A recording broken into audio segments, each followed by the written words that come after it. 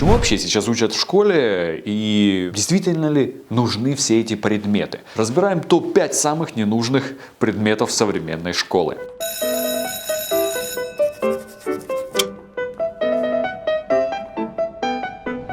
Под номером 1 это ОБЖ или ОБЖ. С каких-то пор основы безопасности жизнедеятельности не считаются нужным предметом. Ну как бы, ребята, камон, это безопасность, и на этом предмете, казалось бы, нужно обсуждать безопасность жизни и так далее, и делать все для этого. И преподаватель данного предмета, ну это как минимум должен быть какой-нибудь Дольф Лундгрен или Арнольд Шварценеггер на пенсии, ну или как минимум Пореченко, кого мы имеем на наших уроках. Ну, лично у меня это был дядечка вот такого вот роста, и как бы, ну, это не Джеки Чан или Брюс Ли, это просто дядечка вот такого роста. И если, не дай бог, что-то произойдет с безопасностью, неважно где, я сомневаюсь, что он сможет кому-то чем-то помочь.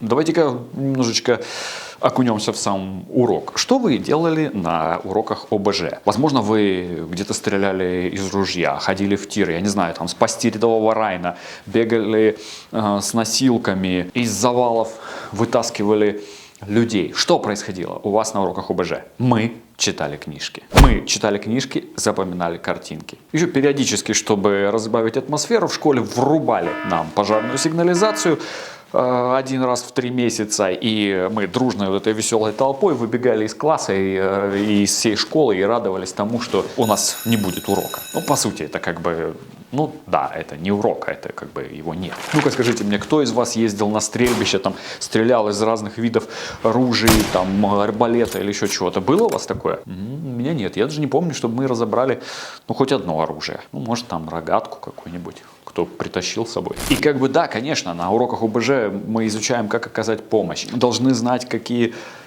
выполнять действия при тех или иных травмах людей. Но мы это все изучаем по книжкам. Блин, у нас нет практики. А если нет практики, то все это теряет свою ценность. И как бы мир идет вперед. Времена меняются. Времена меняются, но не уроки ОБЖ, как выяснилось.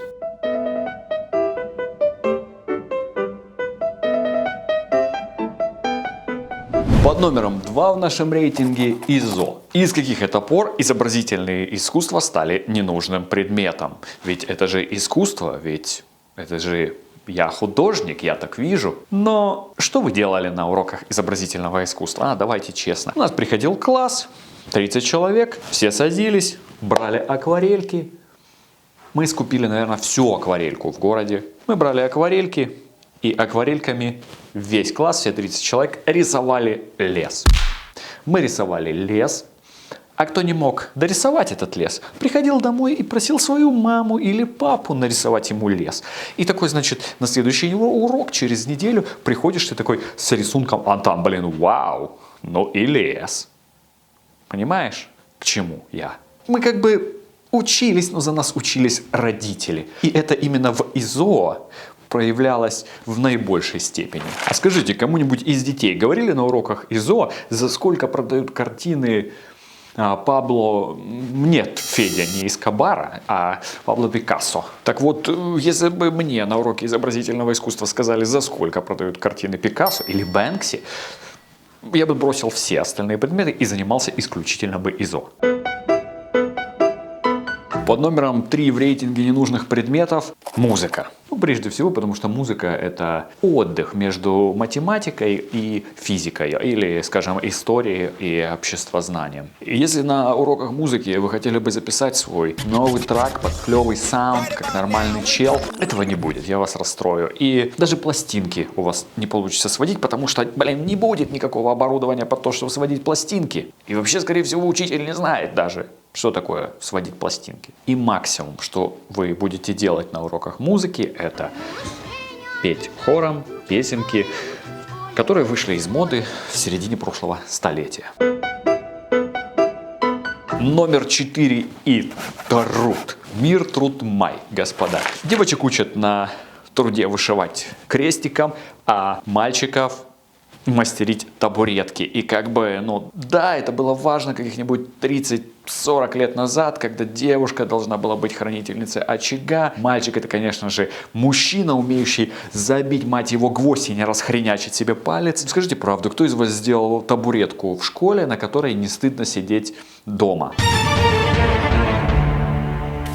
Мне, блин, не нужно сейчас делать табуретку. Я иду в Икею за 334 рубля, покупаю себе табуретку и ставлю ее на кухне. Все. Для этого не нужен урок труда. Недель 8 делал эту чертову табуретку. Единственное, с которой что можно сделать, это, блин, сжечь после того, как труды закончились. А лобзик? Лобзик — это вообще наше национальное достояние. Я, честно говоря, не знаю ни одной страны в мире, где знают лобзик, кроме России. С помощью лобзика делалось все, потому что других инструментов не было. С лобзиками мы делали орнамент по дереву. Мы что делали с лобзиком? Мы мастерили скворечники. Птички у нас там смотрели из дырочки с узорчиками. Знаете, что я больше всего ненавидел в лобзике? Это вот эта пилочка. Тоненькая пилочка, которая постоянно рвалась. Ты ее там прикручиваешь 3 часа, пытаешься завинчиваешь, там вставляешь это все. И она, блин, через секунду у тебя рвется или ломается, или что там происходит с этим. Закончилась школа. Пришел ты, блин, в Леруа Мерлен, а там Bosch выпустил электролобзики с миллионом видов насадок и пилочками там всякими на 5, на 6, на 10. А девчонки, что вы думаете, девочка вышла из школы, купила колготки, хоп, порвала и пошла штопать их там, зашивать, подшивать? Представляете, сейчас увидеть, девчонка идет перештопанными колготками. Ну и замыкает нашу великолепную пятерочку физкультура, куда без нее. И, естественно, это мой любимый предмет в школе. Какова цель физкультуры?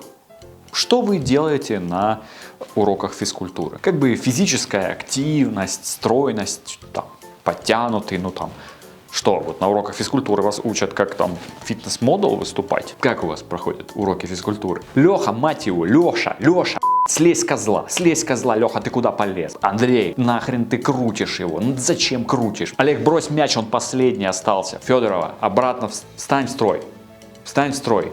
Не дергай ее, что ты ее дергаешь? Зачем ты ее дергаешь? Кто забыл сегодня форму? Кто не принес форму? Так, все, кто не принес форму, помогают мне нормативы выписывать в журнал.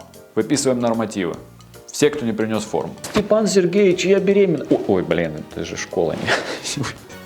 В чем еще особенность физкультуры? Ну, физкультура — это как бы такой предмет, который многие не воспринимают слишком серьезно. Понимаете? То есть у вас как бы есть в начале 10 минуток на физкультуре, чтобы опоздать. То есть вы опоздали и такие, ну, Степан Сергеевич, ну я там переодевался, я там как бы немножко чуть задержался, пока вещи там туда-сюда. В конце, после физкультуры у вас там есть минут 10 в запасе, вы как бы переодевались после физкультуры. То есть вы можете как бы опоздать на урок, там тоже немножечко, так это схалявить. Друзья, но если серьезно, то говоря о физкультуре, мы должны кардинально менять подход к этому предмету. И такой предмет, как физкультура или физическая подготовка, теоретические знания о физической подготовке, это должен быть комплексный предмет, который должен быть неотъемлемой частью обучения. Во многих странах такой предмет, как физкультура, ну там по-другому называется, у вас может быть на ежедневной основе, где урок — это не просто выдача мяча и пинание его или швыряние в друг друга, где физкультура — это выявление сильных сторон ученика, это исторические знания, это знания о питании, это различные виды и форматы тренировок, силовая подготовка, кардиоподготовка. Физкультура — это такой же предмет, как и другие, где вы должны получить знания и использовать их. Если вы пришли с нулевыми знаниями о спорте, то уйти из школы вы должны с багажом спортивных знаний. Друзья, это была пятерка ненужных предметов. Пишите, пожалуйста, в комментариях, согласны вы с ней или нет, какие предметы вы считаете ненужными или какие предметы ненужные в вашей школе. И также пишите, если есть ненужные предметы, но есть обязательные те, которые следовало бы ввести. Если вам понравился данный формат видео, поставьте, пожалуйста, ему лайк. Если вы еще не подписались, подписывайтесь. Впереди много всего интересного из мира образования.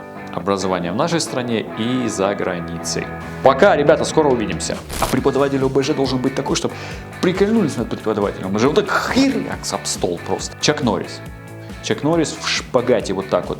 Ты заходишь в класс, всем классом на ОБЖ, а там Чак Норрис на шпагате. Сразу же. Сидит и тебе еще в живот вот так вот, в пресс.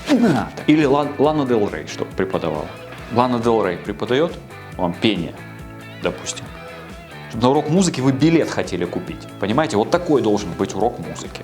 Девчонки мне рассказывали, как у них уроки трудов еще проходили. Почему мальчиков нельзя пускать на уроки трудов для девочек? Они могут готовить кушать.